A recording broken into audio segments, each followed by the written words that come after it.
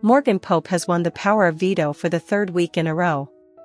As a former Division I track athlete, Morgan was frustrated with her lack of competition wins for the first 7 weeks of the game.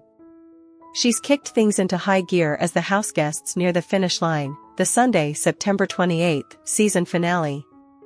Earlier this week, Vince Panaro became head of household.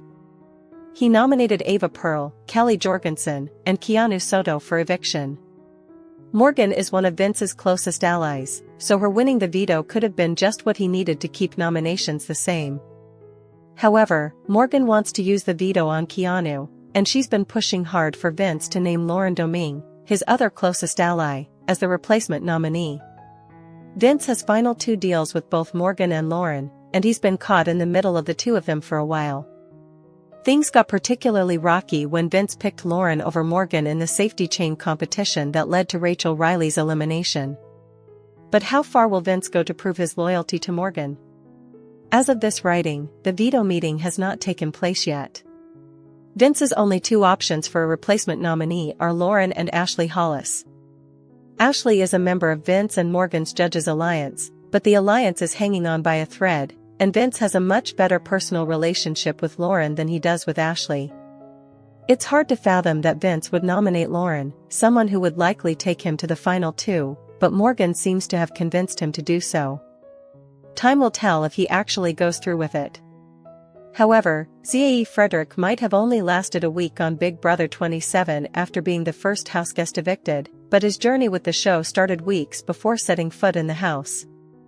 In a recent interview with the U.S. Sun, the salesperson from Paducah, Kentucky, revealed some interesting details of the show's behind-the-scenes process, including how contestants are sequestered in a hotel room for 2 weeks before filming begins. The one thing that surprised me was the sequester was different from what I expected. It's long, Frederich told the outlet. It's almost 2 weeks. And you don't have any contact with anybody. You're just sitting in a hotel room. Frederich explained how he wasn't allowed to leave the room, use a cell phone, or have contact with anyone. He couldn't even use the hotel gym to work out. You can work out inside the hotel room, but you're just looking forward to the next time they bring you up food, basically, he shared. So what did he do for 2 weeks alone? Frederich explained that he spent the majority of his time watching movies. The production staff provided him with a little DVD player, and he said he watched like 16 hours a day of movies. That's all I did. It was just movie. I would call in other movies, and then I would eat. The fitness fanatic did reveal he would work out for 30 minutes a day in the room, but most of the time he was just watching movies and waiting for his next meal. You could request snacks or movies and stuff like that, he added. And then, yeah, it was just chilling, just sitting there doing nothing. While he admitted it was nice to be separated from the world and all its worries, he said the alone time could become stressful. It was like, man, I want to talk to people. I want to see people. Then, there was the added stress of knowing he was about to take part in one of the most iconic reality shows ever, with a bunch of strangers who were also going through the same thing as him in that moment. At one point, you know that the cast list is released, but you haven't even gone on the show. You don't know the other cast members, but everyone else does, Frederich said, referencing how CBS reveals the cast to the public while the houseguests are still sequestered. Summing up his sequester experience, Frederich noted, I would say that was something that was a little unexpected for me, a little behind-the-scenes thing that was cool. However, with the unexpected twists and turns in Big Brother Season 27, some of the former winners and houseguests have been sharing opinions on the new season. Former Big Brother Season 24 winner Taylor Hale has recently had a candid chat session with host Julie Chen Moonves. Hale made history by becoming the first black female to be crowned champion on the show. Taylor Hale also took home the prize for America's Favorite Houseguest, as she became the first person to win both the show and a cash prize of $800,000. Since her big win, Hale has become a familiar face in the Big Brother universe as she later returned to compete on Big Brother Reindeer Games in 2023, where she was the runner-up. Hale hosts the bi-weekly Big Brother, Unlocked, where she teams up with former Big Brother winner Derek Levasseur as the two discuss the show's current season. When asked about the hamster wheel of death that led to a shocking elimination in season 27, the former winner called it. In an exclusive chat session with host Julie Chen Moonves, Taylor Hale got candid about how horrifying it was to watch the houseguest go through the familiar pain and terror. While calling it fantastic entertainment, Hale added it was not a good feeling to see someone like Rachel Riley go out like that. The former Big Brother winner explained that, at the core, it is a social game, and although she called herself the CEO of cheering, it was disheartening to see Rachel go like that. Julie Chen Moonves also asked Hale about her ongoing romance with Big Brother alum Kyland Young. While Taylor admitted that she was not prepared for this question, she also cleared the air by revealing that they are not currently dating.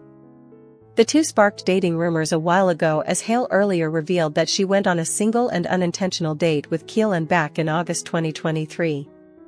She further said that Kyland has always been a really great friend to her. Big Brother alum Kyland Young and Taylor Hale sparked romance rumors a while ago. While talking about his former relationship with Taylor Hale, Big Brother's Kyland Young opened up about the kind of hate comments and trolling he had to face on social media. Young went on to post a long statement on X to address his past relationship with Taylor Hale, saying, "Big Brother alum Kyland Young and Taylor Hale sparked romance rumors a while ago." While talking about his former relationship with Taylor Hale, Big Brother's Kyland Young opened up about the kind of hate comments and trolling he had to face on social media. Young went on to post a long statement on X to address his past relationship with Taylor Hale, saying, "I don't usually address random comments, especially when they're based on complete nonsense from people who don't know what they're talking about," Young says in the video. "But seeing real harm done to someone I care deeply about is unacceptable, so I wanted to set the record straight. Yes, Taylor and I dated, but except one mention of a single dinner about 2 years ago, we've kept things incredibly private." The feed showed tension building between Morgan and Vince, who continued to debate putting Lauren up on the block as the replacement nominee. Vince had been against the idea of going after Lauren from the start, as she was his ally. More so, because nominating her and potentially ending her time on the show would jeopardize his own game. So, he requested Morgan not to use her power of veto to change the nominees, Ava, Kelly, and Keanu. But Morgan argued otherwise, assuring Vince that Lauren would have votes to stay if she were nominated. Vince half-heartedly delivered the news to Lauren, who began to cry upon hearing it. Vince then tried to persuade Morgan to change her mind, saying his reign as the head of household, HOH, had been hijacked. He believed Morgan and Keanu were making him take certain decisions. Morgan disagreed and said, "Just because I decide to use the veto, it does not mean that I'm running you HOH. I'm not allowing that narrative." Big Brother fans on X reacted to Morgan's statement, as one commented, "Morgan is manipulating him so well, y'all, I can't." Many Big Brother fans disagreed with Morgan and firmly believed that she was dictating Vince's decisions. Morgan says she don't run his hoe, but she's giving him assignments to talk to certain people and wants him to put up Lauren because she says so. "I mean, it's all game, but let's be real, you're running that man's hoe," a fan wrote. Morgan, "I'm not running your hoe," proceeds to force Vince to put up his ally and make a move that's only beneficial for her game, another one commented. "Vince is gonna lose this game listening to Morgan, and if Morgan ends up winning, he'll regret every decision he's made this season," an X-user reacted. Other Big Brother viewers expressed a similar sentiment. Morgan now to Vince, "I am not running your HOHs." Morgan in Final 2 versus Vince, "I ran Vince's hose, I got him to put Lauren up." Morgan is winning this, a person posted. If Vince didn't have feelings for Morgan, he wouldn't be listening to this for 12 hours a day on repeat. Sadly, he has tangled business with personal, and this is the result, another netizen commented. It is the narrative. You have hijacked his HOH, and if you were truly an ally you wouldn't have threatened TK go your own way if he didn't do what you wanted, one fan reacted. After seeing how upset Lauren was about going up on the block, Vince tried to speak with Morgan, hoping to change her mind. But Morgan was not happy with Vince's shifting allegiance. "So you are asking me to not use it, to keep yours and Lauren's relationship intact and tighter than ever," she said. Vince tried to make the Big Brother star realize that Lauren would never put them on the block together, but she remained skeptical.